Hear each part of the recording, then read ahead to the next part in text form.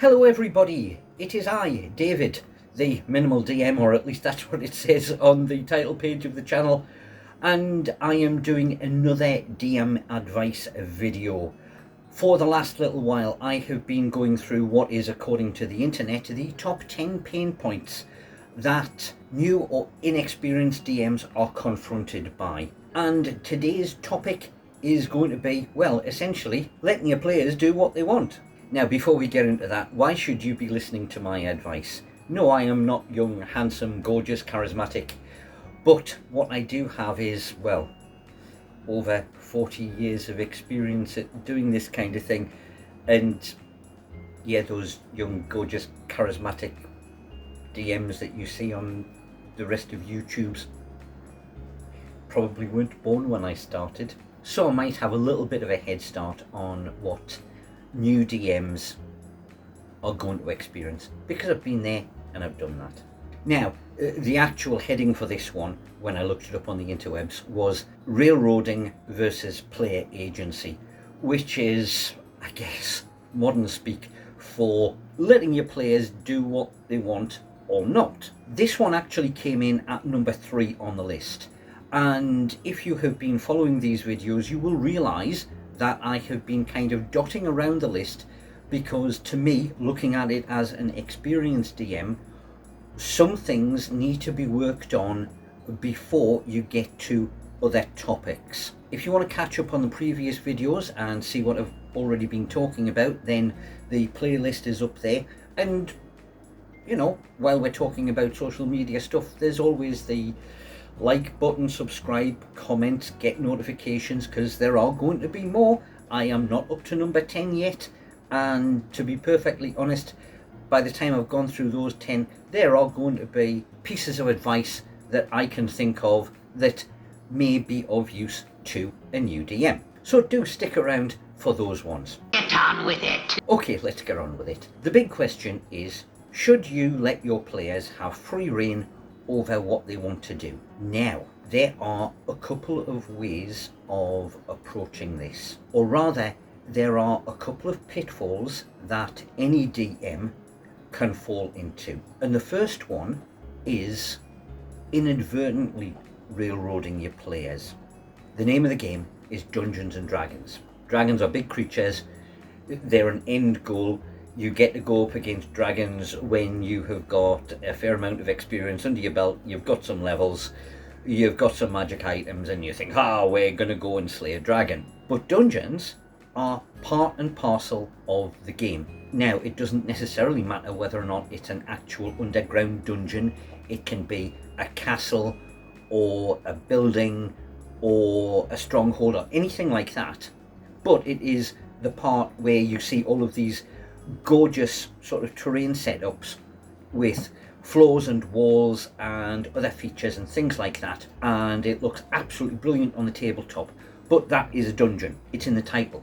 But now have a look at the stereotypical character types that you have in the game. And I'm going to be using slightly older terms for this because, again, my background is in 2nd edition, but it does carry on to newer editions as well.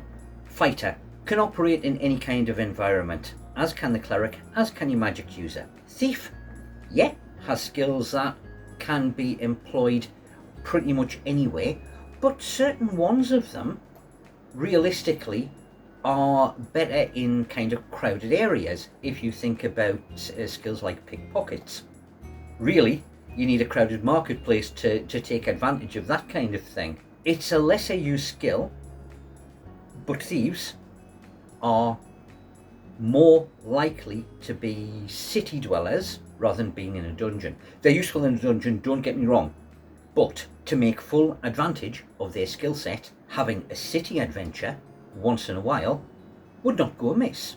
Now, let's have a look at some of the other ones. Barbarian. That's an outdoorsy one, as is a ranger, as is a druid. What are they doing 50 foot underground? Half of their skill set is absolutely useless to them.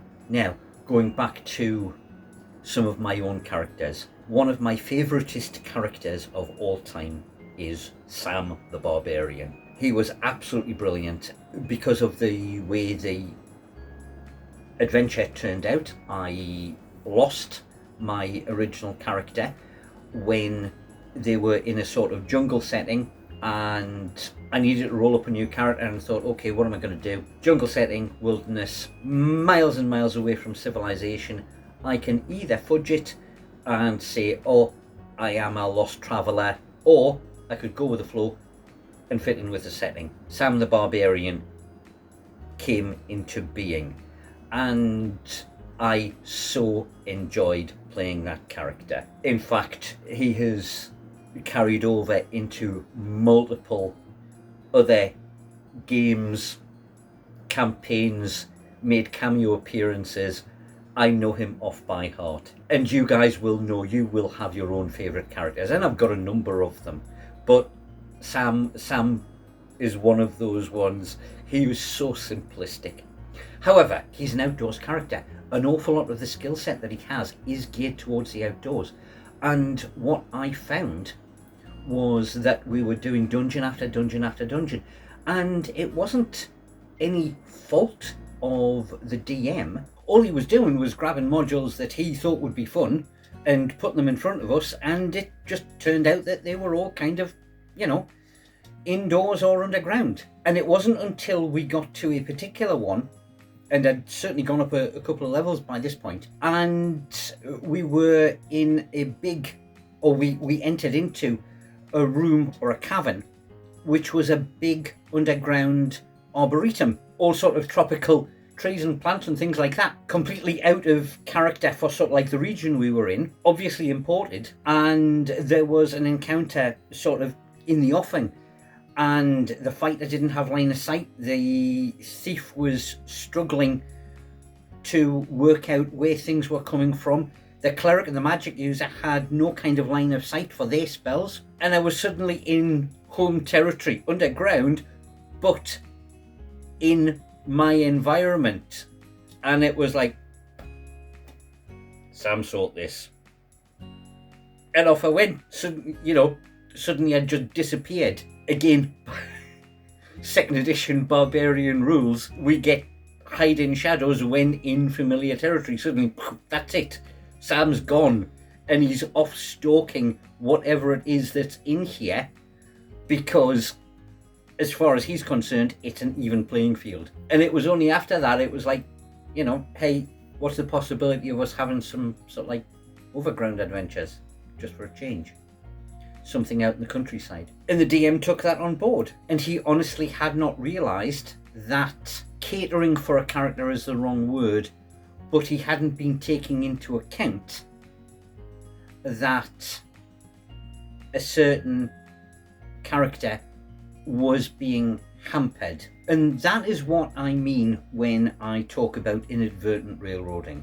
There was a character within the party, and there was not the odd occasion where that character could play basically to their strengths. He just hadn't realised it, because at the end of the day we were going through dungeons and we were doing pretty well, and Sam had certainly slotted into the party, knew where he was supposed to be at any given time.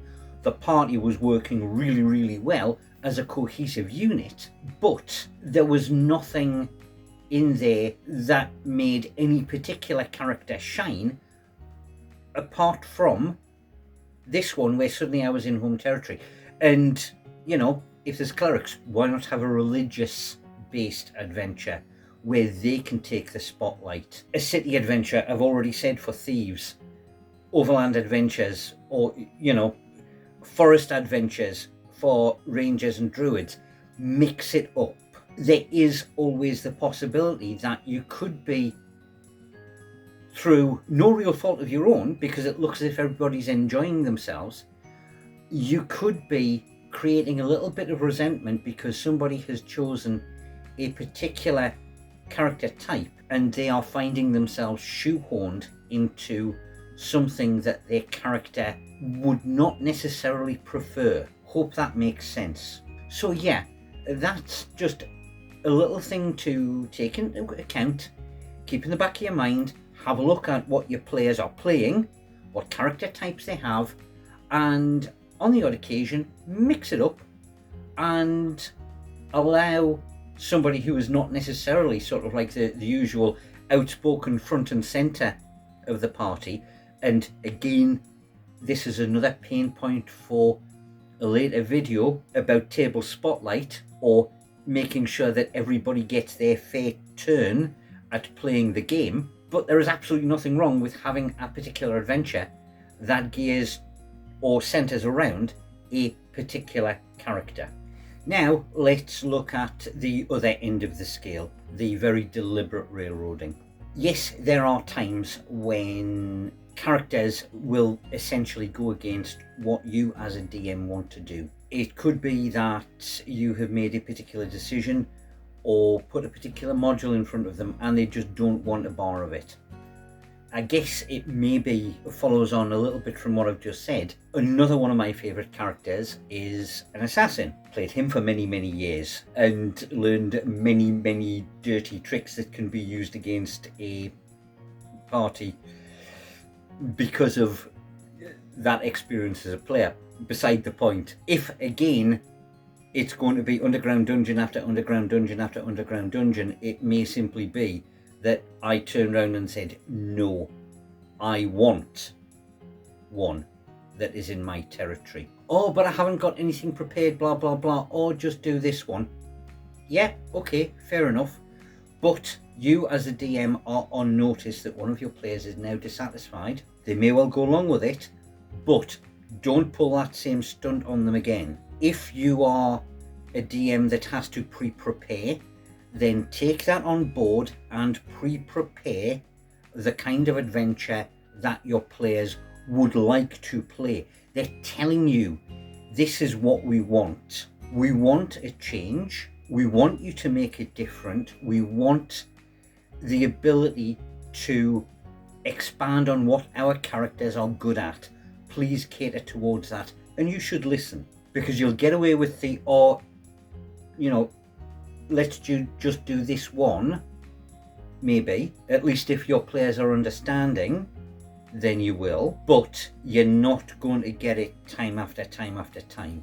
That is just poor DMing. You need to listen to your players. If they're giving you feedback that they are dissatisfied with the way that the campaign is going and they need it to change direction, even for a little while, maybe just one module, then do take that on board. Okay, if you don't, then anything that happens after that and you lose players and all that bad stuff, then that's on you. They gave you the feedback, you didn't listen, you thought you knew better, and it all went pear-shaped.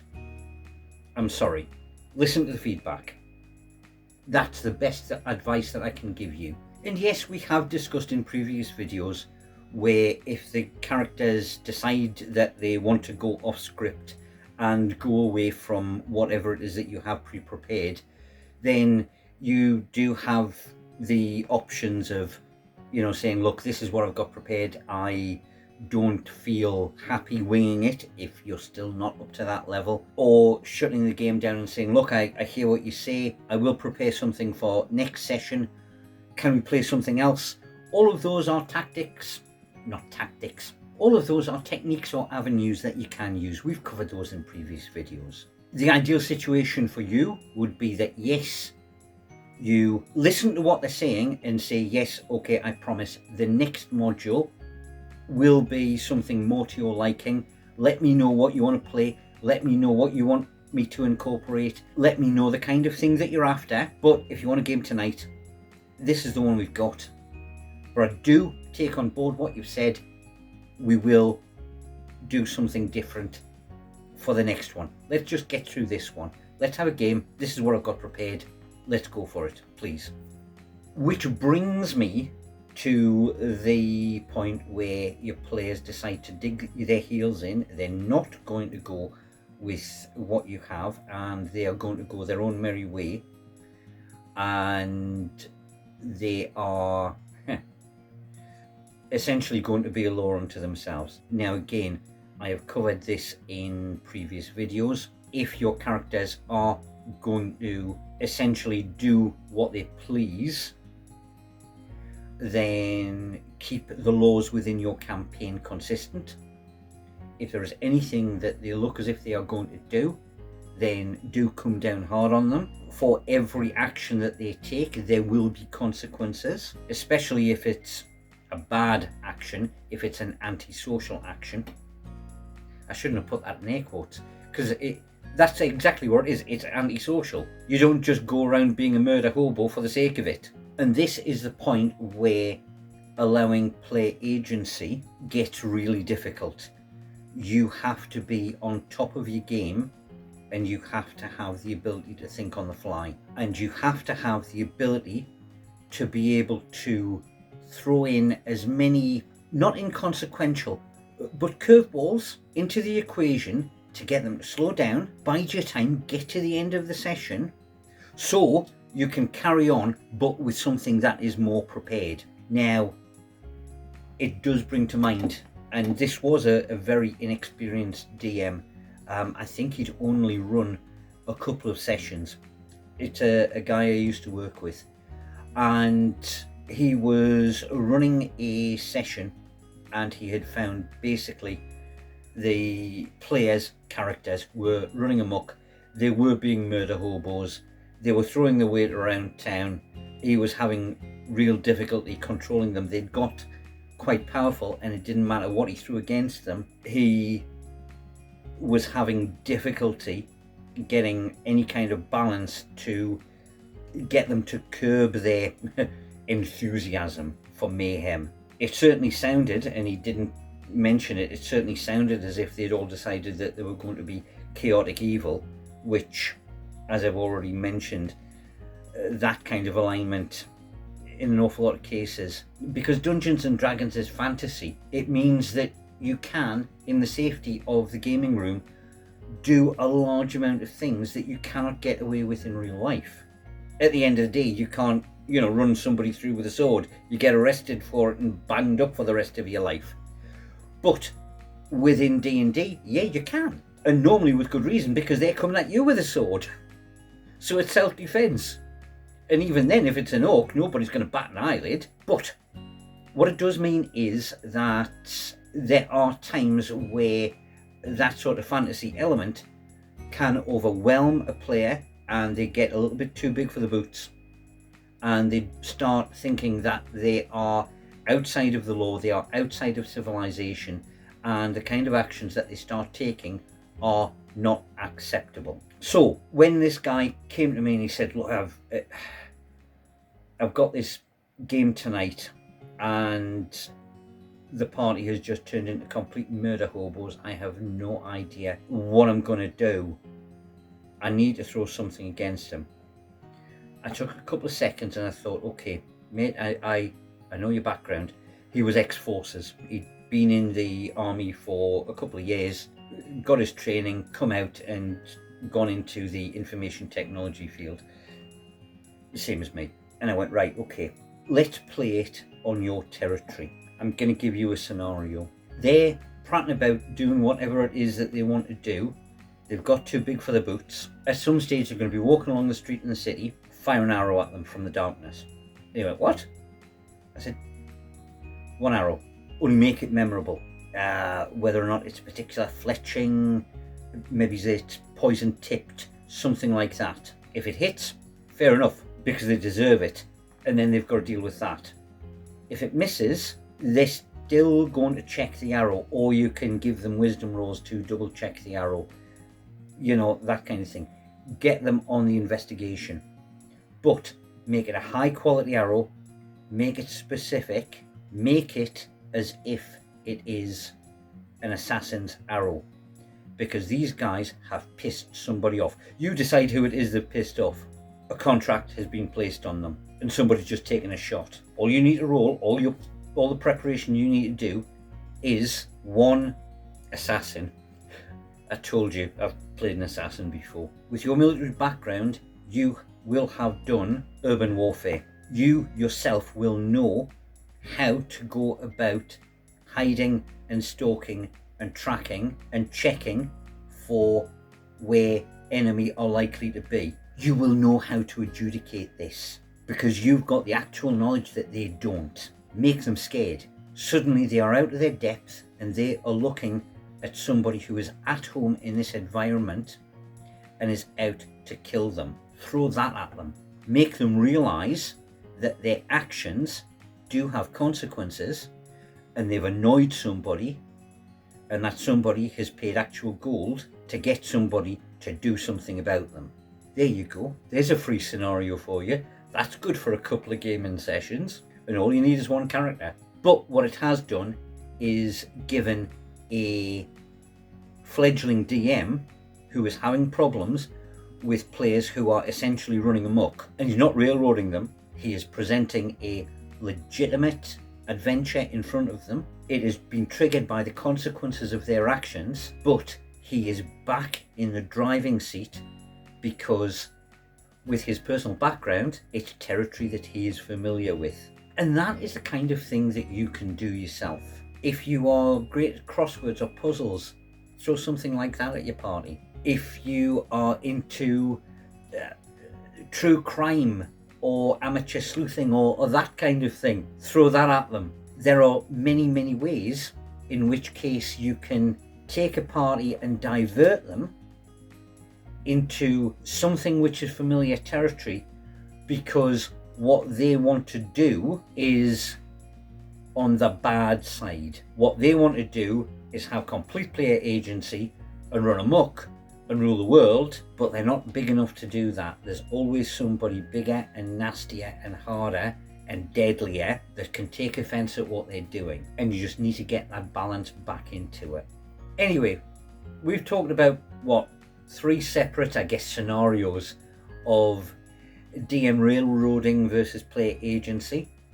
My personal preference is to allow players as much agency as they want within reason, as long as they are sticking within the laws of the land, of the world that I have created. And if they don't, fair warning, I will come down hard on them. And you can't really say fairer than that, because it's all the kind of thing that they would be used to, because consistency all the way through your campaign is the key to it.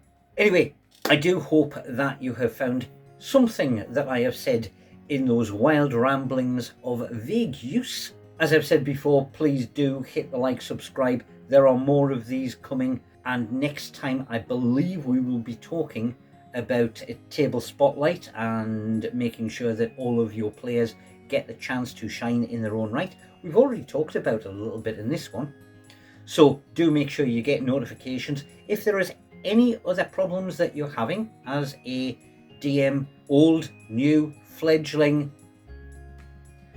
drop a comment down below, ask the question. I might know the answer, you never know.